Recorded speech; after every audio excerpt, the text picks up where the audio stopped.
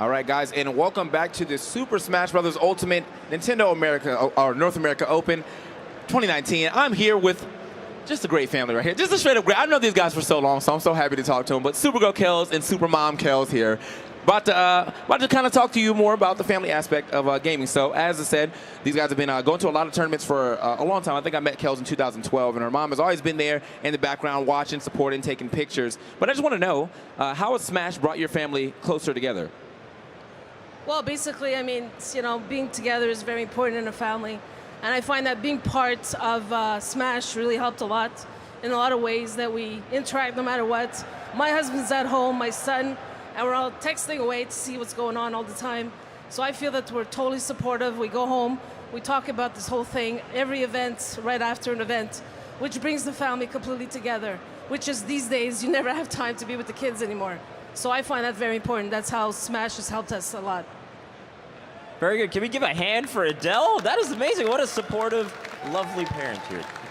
But the question I have for you, the question I have for you is there's probably a lot of parents at home that are watching this tournament and seeing esports and gaming as growing in general, and they want to be more involved with their kids. What advice would you give to parents that want to get more involved with their kids? Well, I would say, first of all, it's not just only supporting them, but also be there for them. Listen to them, watch them play, be there. It's much more bigger than just playing video games in a lot of different ways.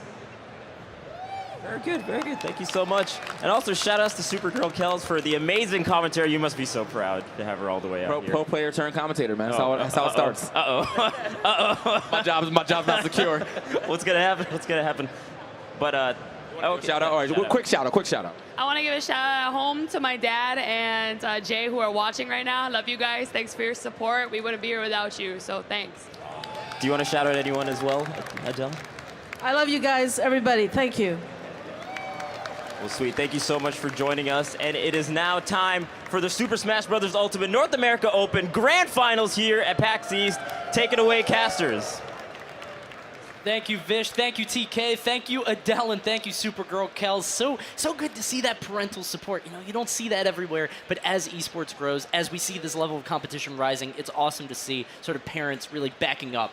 No doubt about it, man. And you know, it's such an awesome feeling when the family unit is just right there together and just supporting. Like my mom, she's dope. She's watching the stream right now. You know, so big shouts to my mom. Hi, Mom. Visu. Love you, Mom. Mom, hype, all that good stuff. So I had to throw my shout out there too. You know what I'm saying? Absolutely. So we're getting down into grand finals. We've come down to the final two teams. We've got the Southeast against the Northeast. Oh, yes, Vicky, sir. We talked about it a little bit before, but we're back at the normal format, the sort of 3v3 where everybody gets that those three characters. So we're out of the elimination bracket. Northeast has earned their spot back in the normal bracket. How do you feel they're going to fare here? Now that we've seen how people are, these teams are going to be sending out their players more than anything, I feel like the counterplay is, who are you going to send first versus the other stronger player? Now, we have two teams that we have two recognizable, I would say, players from the competitive scene on each team, as well as a very strong third player that made their way as well amongst the 18,000 people to be here on the stage as well. So I honestly feel like, if anything, you're going to have to counterplay versus the characters that these players made, but also you have to be very cautious to see who they're going to send out first. And I feel like the first player is going to make or break the situation for this grand finals. Not only that, but you also have to keep in mind, so the whole rest of the tournament, we've been running best 2 out of 3. In this set, it's actually going to be best 3 out of 5. This ensures that everybody's going to get a chance to play. If we go to games 4 and 5, the teams will get to pick who gets to go in next. So everybody's going to get to play. And also keep in mind the possibility of a bracket reset. Essentially, one of the teams is coming in from loser's bracket because they lost earlier on in the tournament. That losing team, who is the Northeast here, will have to win 2 sets to be able to take the entire tournament. Again, we touched on it before we went to break, but when you look at the Northeast and what they've been able to kind of overcome and accomplish thus far, a bracket reset is not out of the question. They've already proven themselves, listen, we can lose early and scrape our way and climb our way all the way back to this particular situation. It's going to take a lot to just kind of knock them off that momentum that they're riding in here with. So I think the response from the team sitting in winners is going to be paramount. Yeah, you have to keep in mind that the Northeast team has been building all that momentum, building up that fire, going to slam into this grand finals going at 100 miles an hour. Southwest is going to have to try to ice them, cool them off, try to stop that momentum from happening. It's going to be tough, and both these teams fighting for such a prestigious prize, trying to be the #1 team in North America and to represent North America at the World Championship 2019 3v3 in June. Yeah, that's actually going to be so interesting to see because we don't know what the other teams are going to be looking like. So the winning team from this already has, I would say, even a slight disadvantage because now you have the other teams looking at you to mix match what they have to do to defeat that 3v3 situation when the World Championship presents itself. And there should be something to note as well. Speaking of not knowing things, remember, we only know it's going to be a 3v3.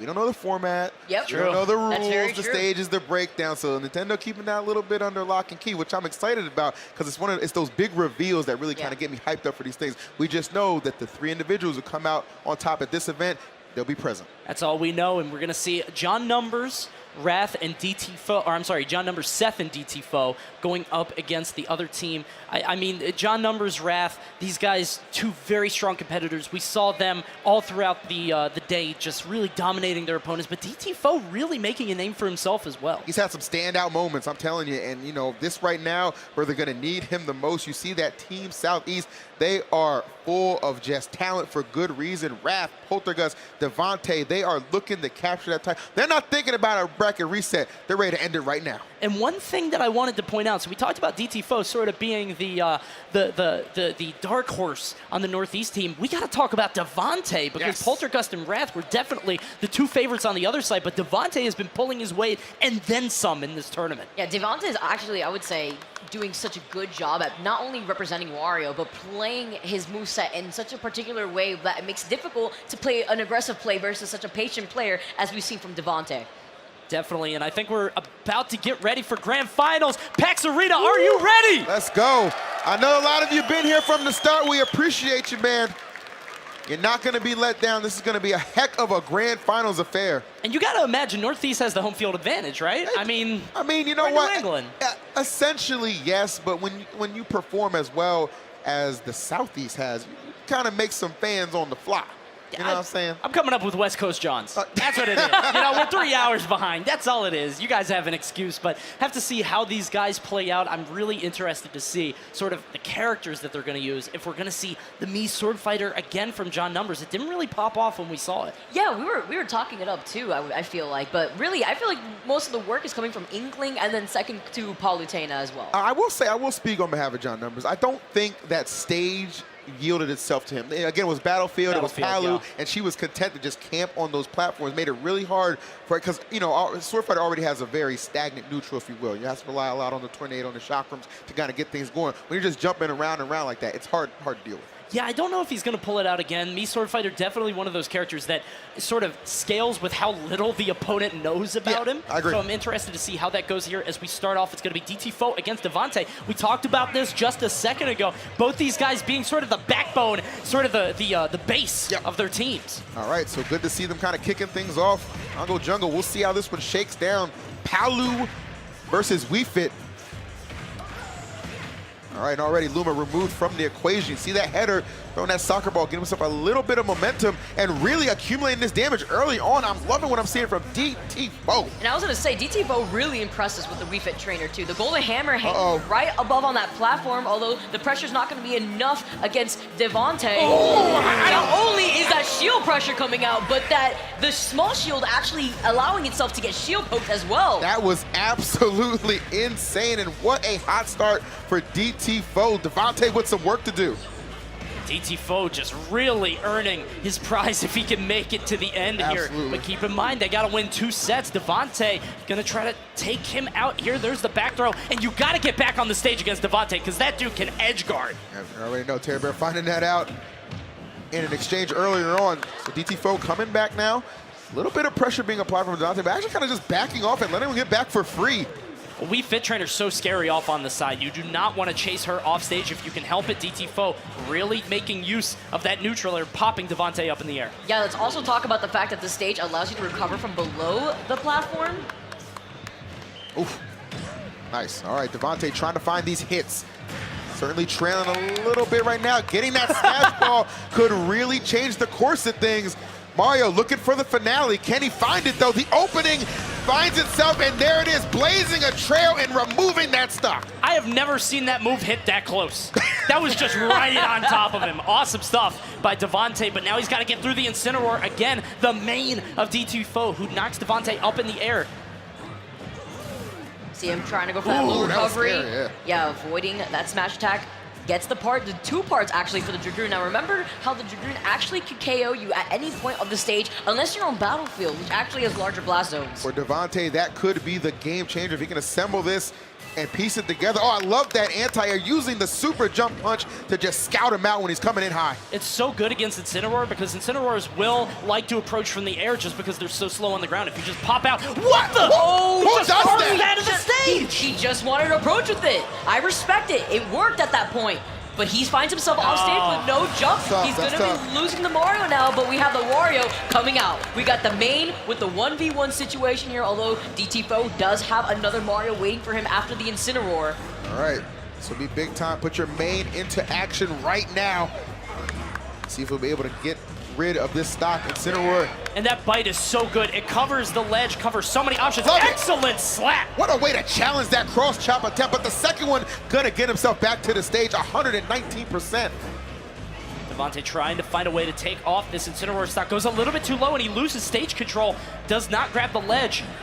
He's not too far off. And he's assembled 2 pieces of Dragoon. One more would be spectacular if he's able to find it. Well, it's on DTFAUX, but I feel like it would be a shame to assemble it right now just because DTFAUX is at such high percent. True. And you know that DeVonte does not want to use the waft. He wants to hold on to it. Excellent Lowland Whip. Does not use any move because he wants DeVonte off stage. Very smart.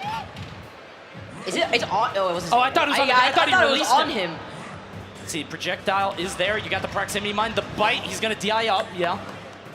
Remember that bite also heals him a little bit as well, keeping him in the game. That proximity mine's so scary on the stage, but these guys Terrifying. have their eyes on it. Scary right there, the bomb in hand. Oh my God. Oh, he's moving. Get rid of it. Okay. Bob-Bomb's gonna explode over there. All right, and there goes Incineroar. DTFAUX falling, and finally the Mario has come out. Fight his doppelganger. This is still a very doable situation if you're DeVonte. You are not discouraged at all. You kind of got to take your time. And let's talk about how DTFAUX actually got rid of all the Dragoon pieces that DeVonte was carrying on him and wasting the waft. That's tough. You're going to need that smash ball, kind of mitigate that damage. But no, it is DT who finds it. Oh, wow, just getting scorched a little bit. But yeah. Just like that, DTFAUX with the forward smash on DeVonte, who puts himself in an awful position with that corkscrew, and DTFAUX putting a point on the board for his team. All right, you see John Numbers very satisfied with what he just saw. DTFAUX again, he's had those moments throughout this event where he stepped up, and yet again, when his team has called for him to get that hot start, he delivers. Have to see how the next game goes. These guys cycling out. Keep in mind, this is best 3 out of 5, not 2 out of 3 like we saw before. So there's a little bit more work that both of these teams are going to have to do. Looks like Seth is sitting in the center, so he will be going up next on the northeast side. All right, you already know Seth has proven to be a heck of a competitor already. Again, one of those guys who just had those flashes of greatness. Yes. You know what I'm saying? Obviously, much like DTFAUX, this is the time where you're looking for him to really bring that to the table. The bracket reset just so important for the Northeast. Just keep themselves alive. You don't want to go out, especially when you have an opportunity at the crown. You want to at least get to that second set just to prove, like, hey, we gave it everything we had. If we come up short, we live with it. But you know what? If we can walk away with a title, why the heck not? And remember, it is best of 5 as well. So there's enough time to adapt around your opponent as you're learning in real time. Have to see how this goes. Wrath against Seth here. These guys choosing their characters, trying to pick who they want to go into battle with. DeVonte, unfortunately, falling to DTFAUX earlier. John Numbers, of course, sort of the de facto captain of his team, just as we've said before, such a known name in the Nintendo space. Definitely. No doubt about it, man. And you know he's eager to add just another trophy to that mantle. Again, oh, yes. The guy, former champion, I believe, in 2015, runner-up the following year. So a lot of good things going for him. Have to see how this goes. Wrath against Seth. Now, Wrath rocking with the Inkling, Sonic, and Palutena. On the other side, we've got Seth with Corrin, Yoshi, and Inkling. So 2 Inklings, 1 on each side here.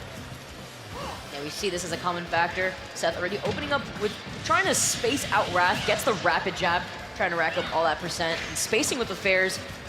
Obviously, Korn not regarded as one of the better characters in the game, so I'll be interested to see how Seth can kind of weather this storm and this offensive flurry from Wrath. I mean, we already know this Inkling has been proven, but for Seth, I mean, here is a moment right now to really kind of set yourself apart. Wrath has the Fire Flower, just gonna throw it, kind of keeps it as stage control. If you activate it, it's pretty good, as you can see there, but it's very easy to evade. It is, yeah. You saw from Wrath, even stuffing it with that forward air. Just get behind your opponent and just kind of make them pay. Yeah, sometimes throwing it could be the best option, although the fire doesn't really cover that much, and you can find yourself jumping over it to punish your opponent for using it. See, there's the up throw up air, not enough to KO just yet, but the final smash ball is there, but Wrath not even gonna go for it. Gets the forward smash and still not opting for the up smash, but he uses it to get that final. All right, I can imagine he's probably gonna want to save this. He's in a prime position to really just secure this stock against Seth, who's on the run.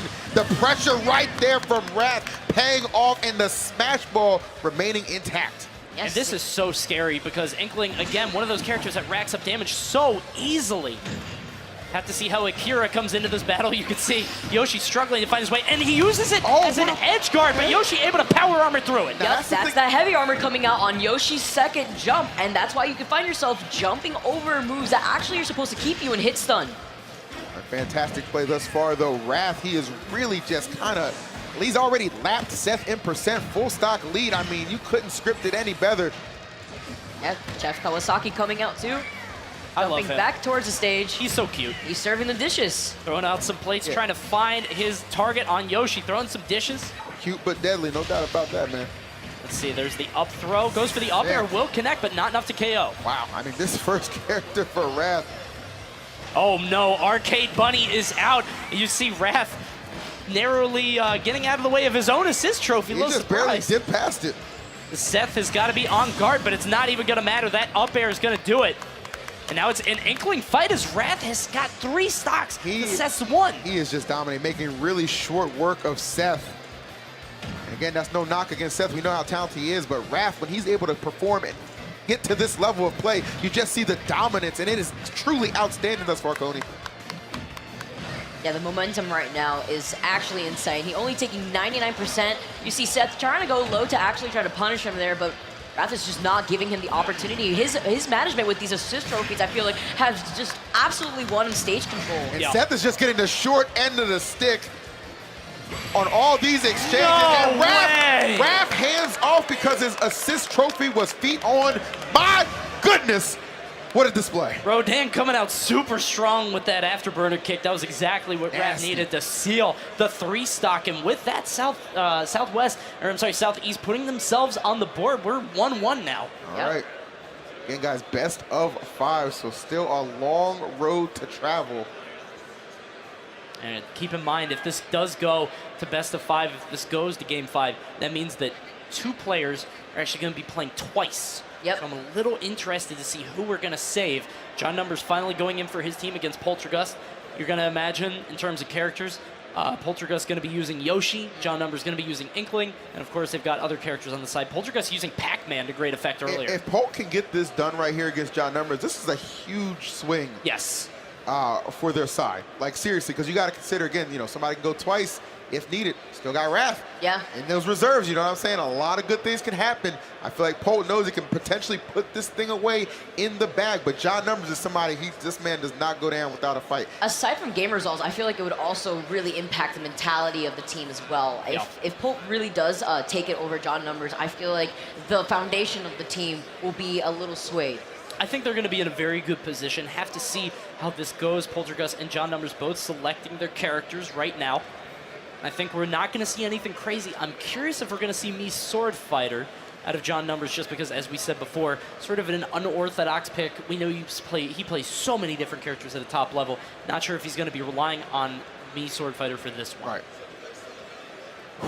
Honestly, it also goes down to the stage too, which is a toss-up for all the players playing. You have no control over that. Yeah, you have no control over it, and it can really thing. determine certain matchups as well, as we saw earlier on with John Numbers when he used me Sword Fighter. Yep. Well, let's also keep in mind, not only do you not have control of it, you don't know what it is. So it's one thing to pick your characters around it like you usually do when you're selecting stage and then character, but in this, it's up in the air, man. It's just blanked out. Like, you have no clue what's coming up, so we shall see. But you know what? Interesting. John Numbers giving the swordsman another opportunity And I think this is going to fare out a lot better. This stage right here, Smashville, going to allow him to move a little bit. And it's not going to hurt him as well that he's going up against Wii Fit. He knows this character like the back of his hand. Exactly. So good at Wii Fit, so he's going to know what to do. And also the fact that Wii Fit's hitboxes don't really linger a long time. They don't really sit out sort of like Palutena like we saw before. You guys see the Chakram coming out? I feel like if anything, this stage really helps out John Numbers more than Wii Fit Trainer, only because it is relatively small, so Wii Fit Trainer doesn't really have that much room to jump around in. I'll tell you what, that shotgun just such a huge part of what makes this character go. Oh my goodness, the control right now on the right side, Numbers exploding in the early exchanges. Yeah, and you could tell he's playing very patient. He's just sitting on the right side of the stage, doing exactly what he needs to do, not forcing anything. Just trying to put Poltergust in a terrible position, using the Pokemon to great effect. I was gonna say, you're a little too close right there. Gonna get grounded, and you see the result. My goodness, John Numbers has come to play, and you're seeing it. Yeah, you see the Sword Fighter coming out, but also Polt using his main, Yoshi, now as his second character, but you see Numbers kind of lingering back, trying to go for the Death Scythe. Oh, watch out for that Death Scythe. Those higher percents, it becomes exactly what his name touts it to be, deadly. Yeah, you don't even have a chance. You literally disappear. You just vanished like you were never there. Big facts. There's the back air off on the side. 82 Poltergust going deep for that neutral air, but still not enough to get the KO. But the forward air will do it. And Poltergust waiting just a second to use the assist trophy. Okay. And the Chain Chomp is here. All right, Chain Chomp coming through, and this is maybe what's going to allow Polt to mount this comeback. You see him already taking the lead. Tries to time the back air. Polt is just keeping Numbers off stage at such a big disadvantage. Uses the ball to get out of that situation, but the Chain Chomp adding in with the assist. Bro, what a change in momentum, all because of one assist. That Chain Chomp really chopping into that lead that John Numbers had. The deficit right now not looking too good, and Poltergeist playing with all the confidence in the world right now. That's exactly what Poltergust needed. John Numbers is reeling, but the final smash ball could come out for either player. Poltergust trying to knock it to the side, but Numbers is the one who's gonna get it. All right, whiffing on that. Oh no. Wii Fit just can't hit. What? Oh my God! Behind the final smash, that was a deal breaker for this match. My God, what a play. What He a avoided moment. all of the babies, but the big mama at the end coming through for John Numbers, and that was just what they needed for Northeast to keep their hearts in the game. Right now, Pac-Man in a lot of trouble already at 71. John Numbers, just the fortune that he had off of that final smash, and he is not letting it go to waste. Oh no. Little deep breathing, oh, but maybe a little too deep. Yeah, John Numbers not too cocky after that. He knows that he got a little lucky with that final smash, but Poltergust gonna get the fourth smash. Now we've got the Inkling against Pac-Man. See Poltergust holding onto the Galaga too. Tries to get a follow-up, although now John Numbers using his main, using it for last. Always got to save the best for last at the same time, and the numbers right now are actually in John Numbers' favor. I was hoping he was going to need like Lugia or something, man. Come on, man. Metronome's a good attack, man, but don't come through when you need it sometimes. Good up throw, gets the up air into the forward air. Poltergust racking up some early damage. Numbers not getting that roller. And I feel like Numbers keeps getting that roller sort of out of nowhere. If Poltergust could just avoid it. The momentum right now swing in Polt's favor. These follow-ups. Bro, just like that, and that is one thing you have got to credit Poltergust. He is so good at making these comebacks a reality. But that's such a bad position to be in. He has the assist trophy, which means he used not like the wrong this move. Poltergust. That is so uncharacteristic. Oh no! So he tried to use Pac-Man's side B, which lets him sort of propel himself forward. Yeah, the power pellet. Yeah. The power pellet, yeah, but unfortunately used the trampoline. Was a little bit too low to recover. So unfortunate, but let's kick it over to the instant replay because I need to see it again. Yeah, this was what the heck? So he gets behind. You think he's going to be able to come in and strike, but look. Don't blink, you might miss it. Literally frame perfect. That's the level 100 boss. Like all the other ones are like level 1, and then boom, you that's think it. you're safe, and then psych. That's the base boosted Wii Fit trainer. Excellent job by John Numbers. I don't know what that was. That was insanity. That's what I didn't even know that happened. I've never. That was okay. I've never seen it like activated in a situation like that, like striking, especially when he's about to grab the ledge too. Just absolute insanity. Awesome stuff. So Northeast gonna put another point on the board.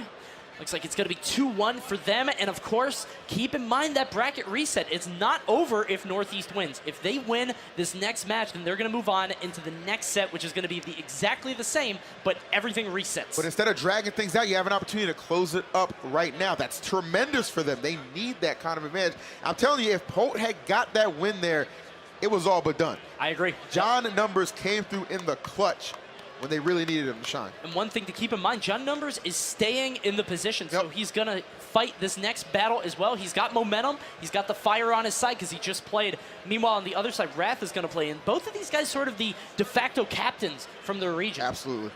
These are the two guys you're kind of looking to lead their teams to a victory. So it makes sense for Wrath to come on. And for John Numbers, as you said, head of steam, momentum all on his side. Why give that up? Don't cool down. Keep heating up. We'll see how this one plays out. Again, 2 Inklings on the field. Me Sword Fighter and We Fit Trainer on Numbers' side. Meanwhile, on the other side, we've got Sonic and Palutena. It looks like starting off, we're going to see Inkling against Me Sword Fighter. Kind of interested in how this match goes. Both these characters racking up damage very quickly, but John Numbers and Me Sword Fighter really able to control space very well, make it hard for Inkling to make it in. Yeah, I feel like this stage in particular, though, I feel like favors just more so Inkling. Absolutely. Yeah. We saw this earlier on when John Numbers had gone Me Swords Fighter on the same stage. Didn't do him justice too much, but Wrath knows how to play around these platforms as well, as he was a Sonic main back for Smash Bros. For Wii U. No doubt about it. And Wrath against somebody you're not going to be able to frustrate. Like, it just doesn't work because he just does it so much better than you. And Nightmare is here. I'm interested to see what these guys do. The whole set, they're... Oh, wow, look at that. You saw at the very end, at the very last second. It looked like I think they were trying to make like a gentleman's agreement, like let's not fight, and then Wrath just going in. Total darkness here. Do not adjust your television sets. Oh, and my finally, goodness. Wrath getting the... Oh, wow, he did get the KO. The up smash, not getting every hit of that. So that's a little bit of a break for Numbers. He gets an opportunity to kind of utilize that, make the most of this second chance at life. 114 right now, but like we've talked about time and again, Inkling does have trouble getting the KO. So good at racking up damage, not so good at closing out stocks. Can be the Achilles heel of this character, despite all that power, all that good ability in neutral, but you still got to seal that stock away. Okay. Got 2 smash balls out. Be careful. I'm telling you, fool's gold, man. I do feel like both these players just so seasoned. They know which one is which, but that doesn't mean that the other ball can't come back to bite you. Yeah, speaking of which, the final smash for Inkling coming out. Oh, no. Oh, okay. I was thinking the same thing. Jump so. out of it, yeah. I was thinking the same thing. So keep in mind that fake smash ball still floating around. Nobody gonna really pay that any kind of attention. Wrath right now ever so slightly in the lead. See how far he can push this one. Numbers taking his time, trying to create some space. And we talked about how important the last game is, but considering this game, this is really your #1 player on both teams. This is going to inspire the rest of the team. It has to. You're going to have to come down to this game. Southeast just putting their best foot forward. Northeast trying to wrap it up. Right, like the header, sun salutations, a lot of good things thus far for Numbers. Wrath has yet to put on even a %. Talk about the effort on trying to rack up the parts of the Dragoon, but immediately losing that. Yeah, we haven't seen a single Dragoon at all today. We've seen 2 day breaks. One of them was after the fact, sort of a post-mortem. I hope you knocked on wood after you said that, Coney, because you know you're almost essentially setting up for it to make its appearance. Yeah, commentator's curse is a real thing. Yes. Oof. Also a real thing is this Sonic. Wrath, a renowned Sonic. Oh, no. He's okay. He's okay. He's all right. He's all right. It's all right. It's all right. It's in the shoes. It's in the shoes. Making it back from the depths there. Wrath not being able to get too much done with the Inkling, but it looks like the Sonic's starting to pick up where he left off. And look at how sort of slow this match is going. We're coming up on the 3-minute mark, guys. Sort of wondering how this is going to play out with their last stocks here, well, again, especially since Palutena, a pretty slow character. Definitely, man. These pseudo characters, or pseudo captains, I should say, they're not trying to throw the snipe? Anything Big out there snipe. too risky. And after seeing that last match, we know that John Numbers with that final smash so proficient. Wrath is gonna, he doesn't even. Just hold I don't want no I was smoke. scared. No I was smoke. scared. No smoke. He Leave knew. it alone. The Rage Blaster, Wrath is tossing it off stage. Oh. He tried to cover the roll right there too. Even adding the extra pressure, just jumping away, spacing that forward smash. Siege tries to go for that back air. His placement too on top of that, just knowing exactly where Numbers is thinking about going and having a hitbox waiting for him. Things starting to get a little out of hand. Keep in mind that Dragoon piece is out. Numbers is going to drop it if he loses this stock, and Wrath could assemble the whole thing. Big play right now. Big stock for Numbers. Sliding his way through. He's got to hold on to it, too, because if he loses that final piece of the Dragoon and then he loses the stock, the Inkling won't even get to play. As the Beast Ball is out. Where did... Oh, there it is. Okay. It comes back. Yep. Yeah, but I don't know. Okay, it's right there. So when you throw it, it's supposed to, it reappears. Yeah, it's supposed just to like come that. back. Boom! Ooh, just like that. What a play. Oh, no, that's it. He has the Dragoon. Numbers is in a lot of trouble here. That does KO at first hit. Maybe not on... Oh, why did you... Oh. One. Oh, he tried to time it. He tried to time it. He literally tried to time it so that way he could catch him so high next to the blast zone. I was going to say, on this stage in particularly, Dragoon actually doesn't KO at 0, but John Numbers was put into a pretty bad spot very close to the blast zone. Luckily for him, though, he was able to narrowly avoid it. I'm going to be honest, those were nerves from Wrath. There is no reason to let it go. I mean, Numbers was in free fall, and when Inkling lands, she actually has a little bit of lag as she hits the ground. Wrath had all of the cards there. Numbers really with another lease on life. Oh, you talking about the cards right there. How about the final smash? And he's going high right there, trying to avoid. Oh, the placing of the final smash. Can we talk about these super jumps? These super jumps are consistently keeping Numbers out of danger. How does he do it? How does he know? Let's see the jab gonna rack up a ton of percent there. And look at the clock, guys. 41%, only 40 right now. Numbers has to find a way to not lose his stock and take off so much percent from Wrath. It'll be a difficult challenge for sure.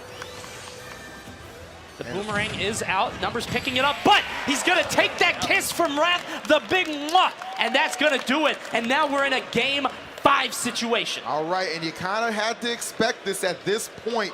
You knew Wrath was playing for the squad, not trying to let that reset happen. A lot of pressure on John Numbers, just falling a little bit short. But they've exhausted Numbers, and they've exhausted Wrath. Are we going to see a Yoshi mirror? I was predicting Poltergust this. and Seth. Yep, Poltergust and Seth. I would say some of the pioneers within the Yoshi meta, aside from a few other great Yoshi players from the competitive scene. So. Absolutely. So right now, your captain's kind of positioned you to get to this point. Now you have to be the cleanup crew and either what? Take us home or send us into another round of action. We'll see. And it's just as we predicted. Yeah, Seth against Poltergust. Gonna see 2 Yoshis. Gonna see an Inkling, and I believe it was a Palutena, if I'm not mistaken, on Seth's side. And then on Poltergust's side, he's got the Yoshi and the Pac-Man. Yep. The Pac-Man just so strong. Yeah, I mean, he was doing some work with Wii Fit as well, but at the same time, that Pac-Man, we have to keep our eyes out for the Pac-Man because you noticed how Poltergust was able to get some follows off of the Gallica, then get that KO with the belt as well. So you definitely know that Poltergust knows what he's doing, especially when he keeps you off stage for that edge guard. If I'm Polt, I'm feeling incredibly confident because, I mean, you just narrowly lost to John Numbers off a few shenanigans, you couldn't even call it, you know what I'm saying? Like as far as how the ending went down in that final smash exchange. But nonetheless, he knows he has an opportunity to bring it all the way home for the squad. Southeast, if you're feeling it right now, let them know, man. They got to know you're behind them because I know that Northeast team is well engaged. We're on the Northeast home territory at the same time. Straight up. So they got the crowd as well behind them. So we'll see how this transpires. And I think a lot of this comes down to character choice and where you put them. Seth leading with the Inkling, Poltergust leading with the Pac-Man. Definitely can see why that would be good on both sides, just trying to rack up as much damage as possible. Definitely. And I like the mix-up too. We noticed how Poltergust had actually started last time with the Wii Fit, but now starting off with the Pac-Man, already wanting to get for a strong standing, but Seth himself playing Inkling. They are boxing each other right now, loving this hard-hitting action to start things off on Castle Siege. Right now, 52 to 66. Yeah, hits the hydrant though. Seth doing good at managing that ink. So really, Inkling has to manually refill that ink if it ever gets low. And you can see Seth not really using too much in terms of ink-based attacks. Oh, got caught up. And that's gonna do it. Nice start for Seth. It'll get through that. Lets it charge up just a little bit. Poltergust at 0 using the esteemed Yoshi. Excellent up smash there, following him off on the side. We're talking about these platforms earlier. Yoshi's up smash actually reaching the platform. This Corrin is going to have a big play because I feel like Corrin right now, if I look at this character lineup, this is the liability character right now. Not that well represented in the meta for good reason. Not seen as one of the stronger characters, but if Seth could really just have himself a stock, he could still have an opportunity. Again, the reset on the line. Excellent aerials here, really stopping Yoshi from doing much. And keep in mind, Yoshi does struggle with sword characters. This is just what Seth needs, especially with the final smash. Have to see how he uses it. Oh, no, he knocked out of him. This is big for Poe. Can he connect? One more hit, I think. Oh, gonna go the way of Seth getting it back, but this time, will we see any hesitation? We just let that thing fly. He can't even hit the ground, finally letting it go, but Poltergust with the excellent air dodge. Yes, the directional air dodge back onto the platform to regain that safety. It's not looking so great, although I do think this matchup is not so bad for Corrin, but Poltergust is just doing so good with his aerials, spacing them out, keeping Corrin off stage where she is mostly lackluster. Oh, that egg connection right there. How you like it, scrambled or tossed? Either way, things working out for Poe. 85% on Poltergust, who will live a pretty long time, if I'm being honest. That kick is not going to be enough to do it just yet. Now let's note that Seth does have Yoshi, his main, as his final character, whereas here, Poltergust uses Yoshi as his second character, already wasting this ammunition. That's the Dragoon! He has the Dragoon! This might do it! Wait! Will he end the tournament in spectacular fashion? We haven't seen it connect at all thus far, and the trend continues. So that's a time limit thing. Earlier, when we saw Rat do it, he didn't make a mistake. That's just the time limit. Yeah. So now we know that. Oh, okay. Wasn't aware of that. Wow, okay. So excellent neutral air from Seth. He's got to find a way to take the stock off this Yoshi sooner rather than later. All right, this Yoshi Ditto certainly going the way of Poltergust. Again, an opportunity to win this for the Southeast. Looking pretty good, but Seth right there keeping himself alive. We fit the final character for Poltergust. Got to keep it real with the drag down on that back air into the smash attack. Whoa! Oh my. Double, but he doesn't get the spike hitbox. Seth trying desperately to break the final smash ball. Poltergust knocking it out of him, getting the forward smash, has it all to himself. All right, this could be it. He's gonna go ahead and let that thing fly. Oh no! You're getting a workout right now. He uses the double jump to get out of that situation, but now Seth is off stage. Is Poltergust going to retaliate here? He is charged up as well. You see it. He is illuminated, looking like the star he is, but can he perform that way? Seth making his way back down onto the stage. So much at stake here. Both these teams trying to fight their way to the end of this tournament. Seth at 106%. Poltergust charging up. The Sun Salutation. Oh, the Yoshi Bomb coming through. Not able to connect, though, and deal enough damage. What he's looking. Is that? Oh, my goodness. Not He's it just assembling. yet. No, Seth has the last part to that Daybreak. I'm a little shook. Oh, the up air! There it is.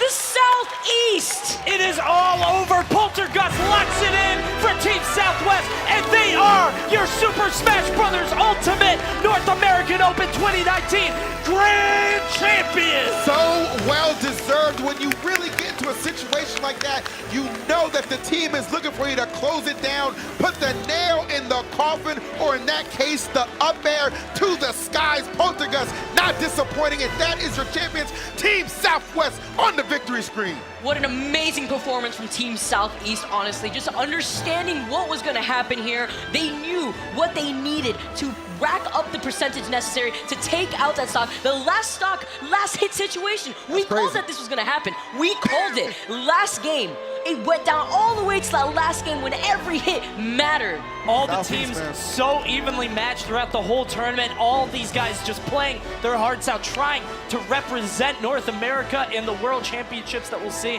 in just a couple months. But let's not talk about that today. Let's talk about our grand champions, Southwest, coming through, winning it big, and they're going to be presented their trophy. It is actually a customized controller trophy. It's beautiful. Look at that thing right there. That is absolutely stunning. Customized championship controller. You don't play with something like that, okay? You just put that on the mantle and just enjoy it. You know what I mean? I'll show it off. Show it off to everyone. Put it on the gram. It's absolutely beautiful. And you saw the Splatoon ones, how they had the handles that were gold. On this one, you've actually got the Smash logo emblazoned across it.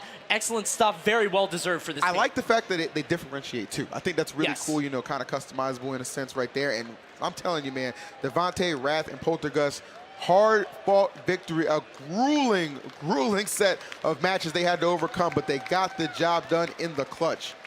Such an incredible job from the Southwest team, the Southeast team. Guys, give it up one time for your Southeast champions here at PAX Arena.